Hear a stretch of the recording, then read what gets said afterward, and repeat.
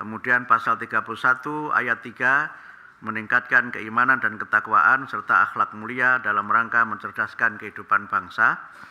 Kemudian Undang-Undang 20/2003 tentang Sistem Pendidikan Nasional, pasal 3 menyebutkan pendidikan nasional berfungsi untuk mengembangkan kemampuan dan membentuk watak serta peradaban bangsa yang bermartabat dalam rangka mencerdaskan kehidupan bangsa.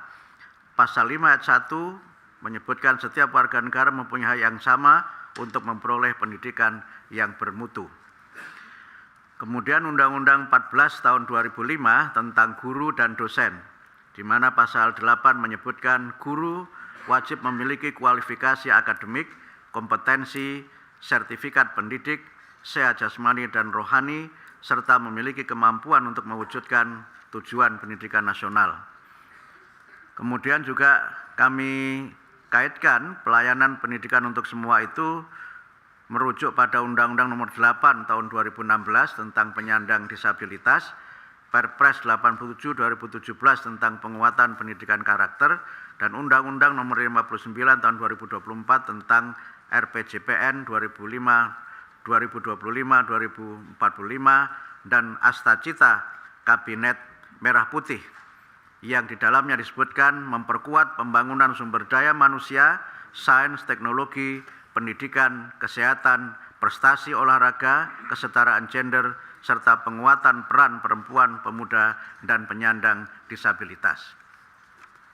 Dalam kaitan itu, kami akan melaksanakan program-program yang sesuai dengan visi besar, yaitu pendidikan bermutu untuk semua.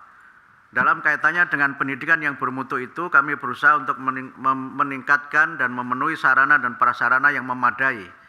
Kemudian pendidik dan tenaga kependidikan yang kompeten dan sejahtera, lingkungan sosial budaya yang mendukung, serta pembelajaran adaptif dan bermakna. Kemudian untuk pendidikan untuk semua, kami berusaha untuk memenuhi kesempatan pendidikan bagi seluruh warga negara dengan ketersediaan layanan pendidikan yang merata, kemudian pembiayaan pendidikan yang afirmatif, layanan pendidikan yang inklusif, serta pengembangan talenta unggul. Dalam kaitan ini, kita mencoba melihat bagaimana pendidikan bermutu kita kembangkan, dan beberapa program prioritas kami akan mencoba untuk pada awal-awal kepemimpinan kami di Kementerian Pendidikan Dasar dan Menengah, ada 5 program prioritas. Yang pertama adalah penguatan pendidikan karakter, di mana kami akan melakukan program-program pelatihan, bimbingan konseling, dan pendidikan nilai untuk guru kelas. Kemudian peningkatan kompetensi guru, bimbingan konseling, dan guru agama, penanaman karakter 7 kebiasaan anak Indonesia. Kami sempat memperkenalkan ini di salah satu stasiun televisi anak-anak. Waktu itu saya menyanyi lagu Pelangi-Pelangi, tapi tidak menyanyikan lagu Pelangi di Matamu. Pengangkatan guru BK dan makan siang bergizi. Karena itu Ibu Ketua, kalau kita selesai jam 12, mudah-mudahan juga ada praktek makan siang bergizi di gedung DPR ini. Mudah-mudahan pelaksananya. Kemudian yang kedua, wajib belajar 13 tahun dan pemerataan kesempatan pendidikan.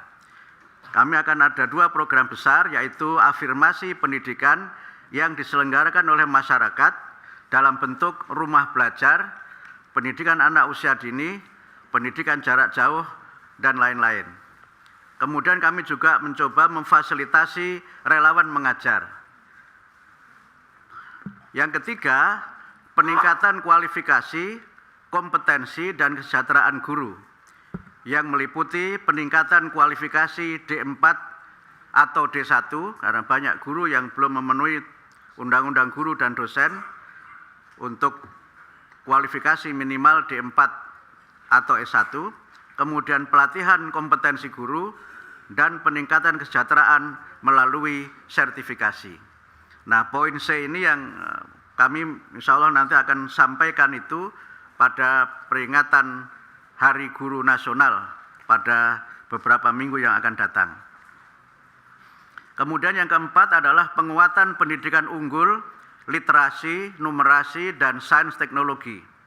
Itu meliputi pendidikan matematika, sains, teknologi sejak usia dini.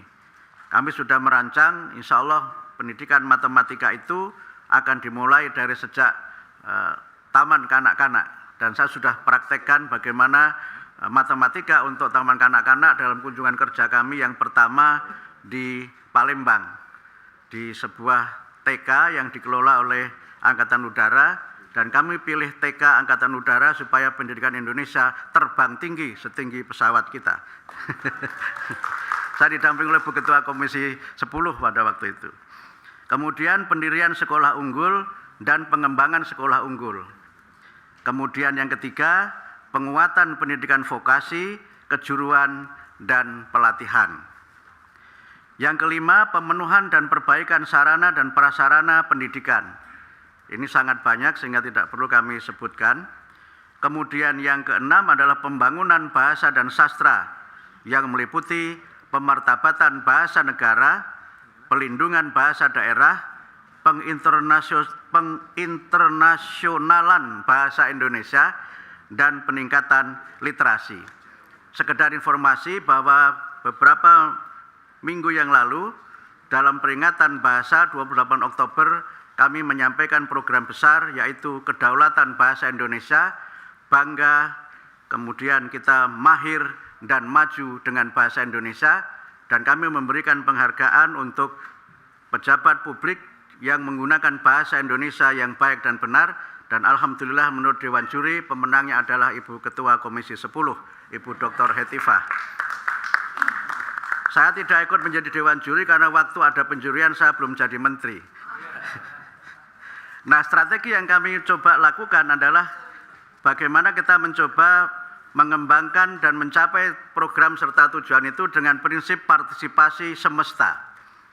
Pendidik ini kami juga merujuk kepada Undang-Undang 20/2003 pasal 4 ayat 6 yang di dalamnya disebutkan pendidikan diselenggarakan dengan memberdayakan semua komponen masyarakat melalui peran serta dalam penyelenggaraan dan pengendalian mutu layanan pendidikan. Dalam pelaksanaan partisipasi semesta itu ada 3 pilar penting, yaitu kebaruan yang meliputi upaya-upaya kita mewadahi gagasan kreatif, mempromosikan praktek baik, dan mengutamakan relevansi. Kemudian terkait dengan kemitraan, kami berusaha untuk bermitra dengan dunia usaha dan industri, kemudian juga mitra pembangunan, dan juga kemitraan dengan pemerintah, eksekutif, legislatif, dan yudikatif di semua tingkatan pemerintahan, kemudian juga kemitraan dengan masyarakat, dengan orang tua, ormas penyelenggara pendidikan, dan sebagainya. Kemudian yang ketiga adalah keadilan. Kita berusaha untuk bagaimana ada pembiayaan yang adil, sarana dan prasarana yang setara, tata kelola sumber daya manusia yang berkualitas.